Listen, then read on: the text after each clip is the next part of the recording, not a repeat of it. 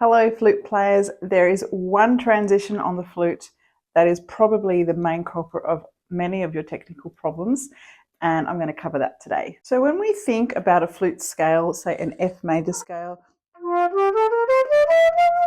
there's certain notes in here that are easier than the others, like F to G, pretty easy, G to A, pretty easy, A to B, pretty easy. But then we bring in the thumb, not as easy, because suddenly we've got this balance of the C and the pinky. And if we don't have good left hand posture, it's harder, right? The next transition is C to D, much harder because of the, we're going from hardly any fingers to lots of fingers, right? But one thing that I've noticed is doesn't get much attention is the E to the F sharp. And that's because often if your thumb position is not right, like say it's too far under and it's pushing your flute up, or it's too far that way or too far that way, it makes this E to F sharp even harder. Now, the reason why this is harder is because we're dealing with the fourth finger. So fifth and fourth finger, they often want to move together. But in the E to F sharp transition, they have to be independent from each other. So how do we fix this? Well, first of all, you're going to look in the mirror and play E to F sharp back and forth a lot.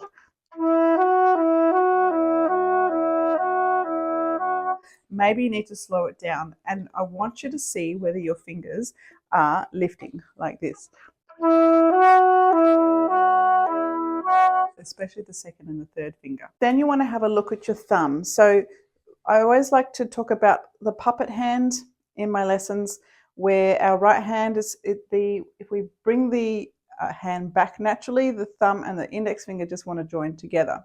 So think about that when you play the flute. We were trying to keep our hand as natural as possible, where the thumb is underneath the second finger.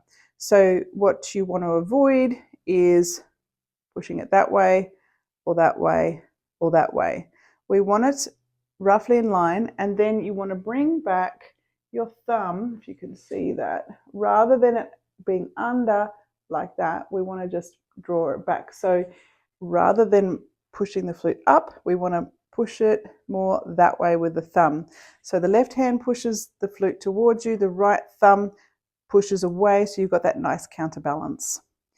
So when you're doing your E to F sharp, just check in on where your thumb is and look in the mirror. Now, if you've got like really large hands, you may need to just slightly slide the thumb to the left, and that's going to open up the palm and relax the palm. So play the exercise, again, checking in on your thumb position.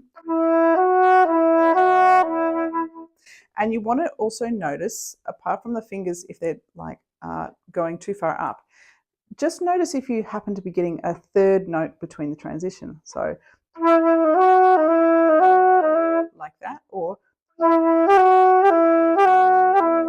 because all that's indicating is this coordination is not ideal, and we want to avoid that third note.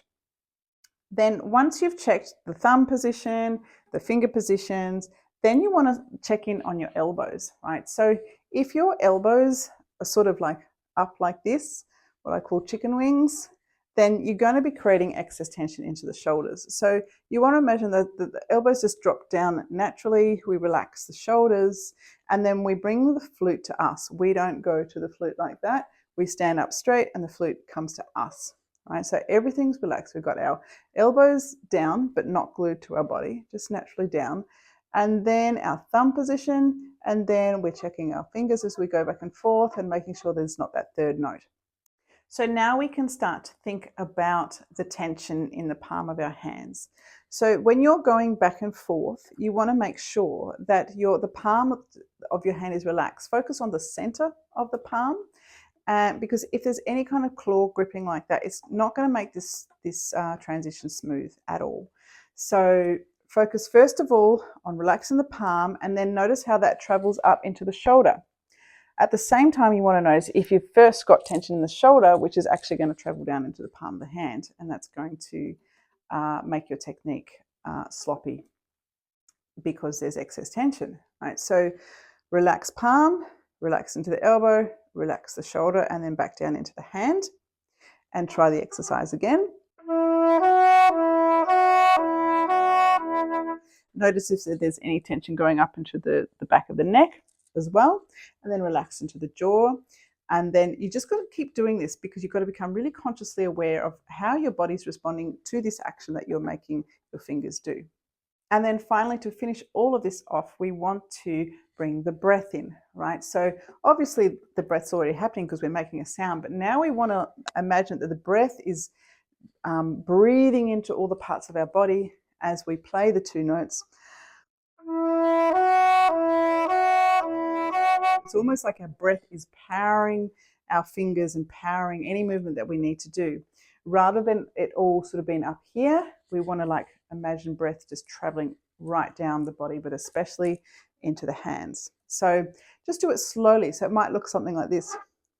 Big breath.